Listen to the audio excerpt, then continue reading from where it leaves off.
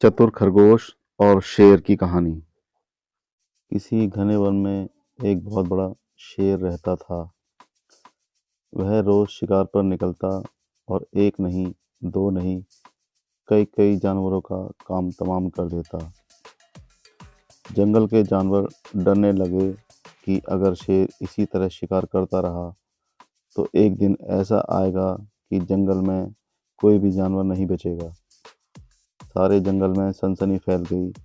शेर को रोकने के लिए कोई न कोई उपाय करना जरूरी था। एक दिन जंगल के सारे जानवर इकट्ठा हुए और इस प्रश्न पर विचार करने लगे।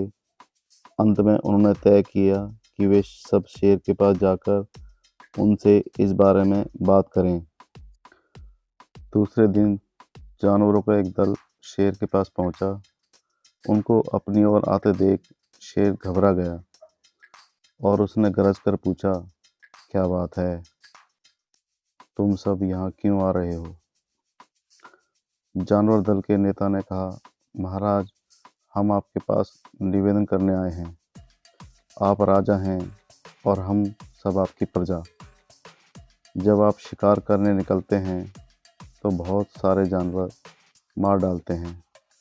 आप सबको खा भी नहीं पाते। इस तरह से हमारी संख्या कम होती जा रही है। अगर ऐसा ही होता रहा तो कुछ ही दिनों में जंगल में आपके सिवाय और कोई भी नहीं बचेगा। प्रजा के बिना राजा भी कैसे रह सकता है? यदि हम सभी मर जाएंगे तो आप भी राजा नहीं रहेंगे। हम चाहते हैं कि आप सदा राजा बने रहें। आपसे हमारी विनती है कि आप अपने घर पर ही रहा करें। हर रोज स्वयं आपके खाने के लिए एक जानवर भेज दिया करेंगे। इस तरह से राजा और प्रजा दोनों ही चैन से रह सकेंगे। शेर को लगा जानवरों की बातों में सच्चाई है। उसने पल भर सोचा, फिर बोला, अच्छी बात है, मैं तुम्हारे सुझाव को मान लेता हूँ, लेकिन याद रखना, अगर किसी भी दिन तुमने मेरे खाने के लिए पूरा भोजन नहीं भेजा तो मैं जितने जानवर चाहूँगा मार डालूँगा।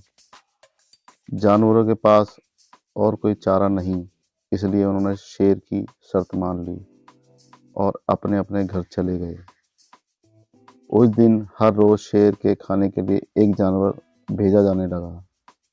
इसके लिए जंगल में रहने वाले सब जानवरों में से एक एक जानवर बारी बारी से चुना जाता था।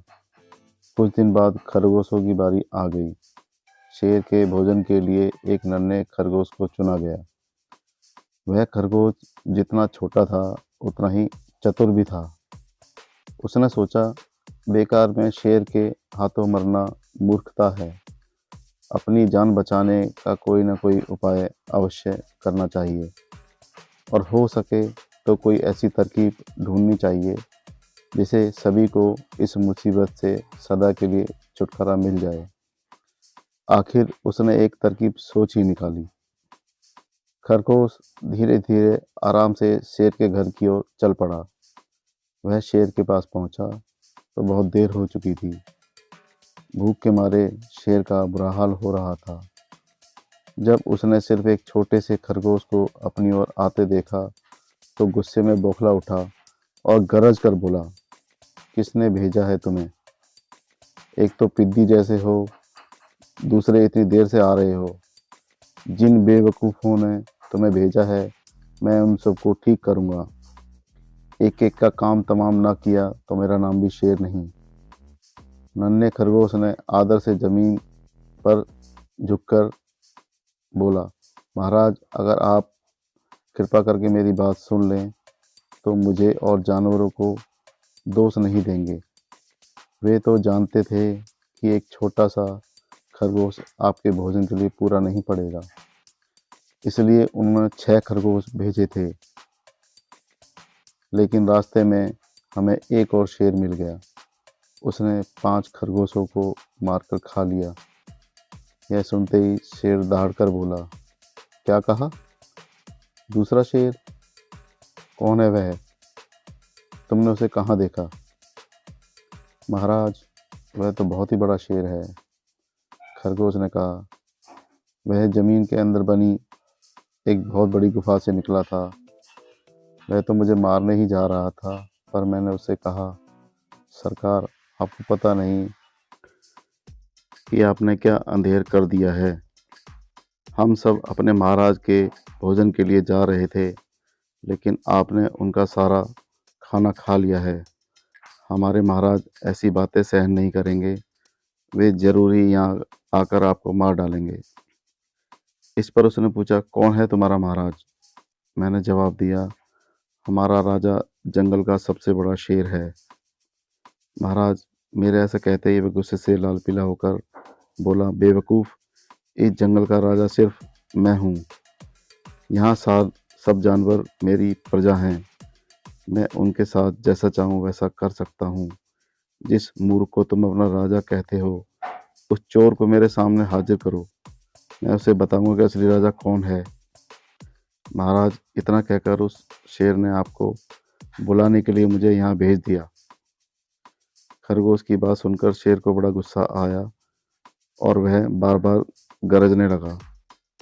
उसकी भयानक गरज से सारा जंगल दहलने लगा। मुझे फौरन उस मूर्ख का पता बताओ, शेर ने दहाड़ कर कहा। जब तक मैं उसे जान से न मार दूंगा, मुझे चैन नहीं मिलेगा।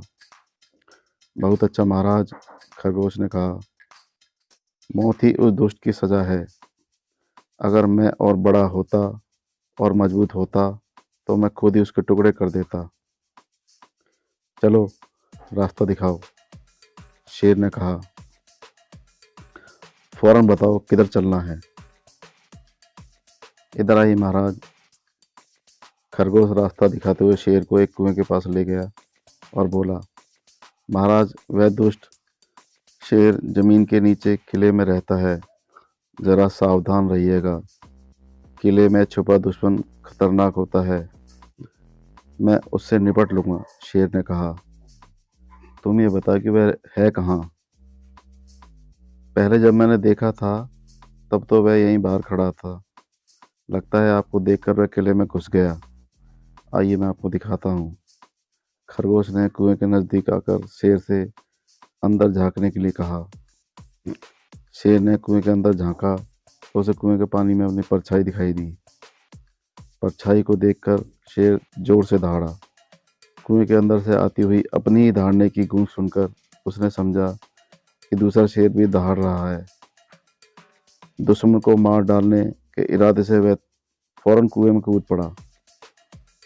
कूदते ही पहले तो वह कुएं की दीवार से टकराया, फिर धड़ाम से पानी में गिरा और डूबकर मर गया। इस तरह चतुराई से शेर से छुट्टी पाकर नन्हा खरगोश घर लौटा। उसने जंगल के जानवरों को शेर के मारे जाने की कहानी सुनाई। दुश्मन के मारे जाने की खबर से सारे जंगल में खुशी फैल गई। जंगल के सभी जानवर खरगोश की जय जयकार करने लगे। इस कहानी से हमें यह सीख मिलती है कि घोर संकट की परिस्थितियों में भी हमें सूझबूझ और चतुराई से काम लेना चाहिए और आखिरी दम तक प्रयास करना चाहिए। सूझबूझ और चतुराई से काम लेकर हम भयंकर संकट से उबर सकते हैं और बड़े से बड़े शक्तिशाली शत्रु को भी पराजित कर सकते हैं।